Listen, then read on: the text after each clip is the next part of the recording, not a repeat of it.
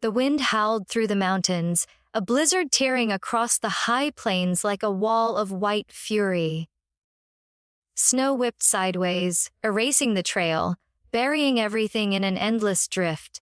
A lone hiker in a heavy jacket and snow-crusted boots trudged through the storm, heart pounding, breath shallow, completely disoriented. His map was long gone, torn by the wind, and the sun had vanished behind thick gray clouds. As the hours wore on, exhaustion dragged him to his knees. His fingers were numb, his face stung with ice, and the cold crept deep into his bones. Despair gnawed at him, until he heard a faint, rhythmic sound. Bleating. Through the swirling snow, a flock of sheep, thick with wool, their coats dusted in frost, eyes steady and calm, appeared. The hiker blinked, unsure if it was a hallucination, but the sheep were real. They pressed close, warm bodies huddling against him. One by one, they took turns forming a living windbreak, their broadsides shielding him from the brutal wind. The hiker tried to stand, but his legs gave way. The sheep stayed, their breath warming the air, their bodies offering precious heat. The snow piled around them, but the sheep adjusted, moving in slow, steady circles. When one grew tired, another stepped in.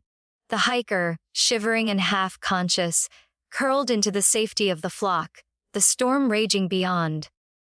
Day and night blurred together, but the sheep's vigil never wavered. The hiker clung to their warmth, to the simple, primal beat of life in their chests.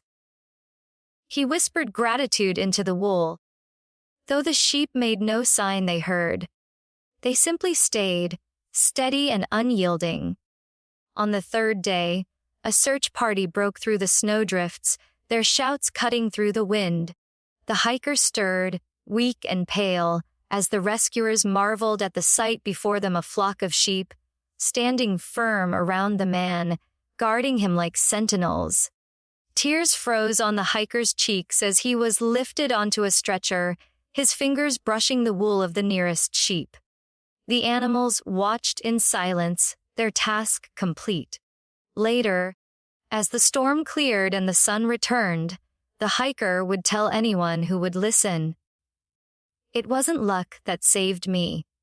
It was a community that gave me warmth when the world turned cold.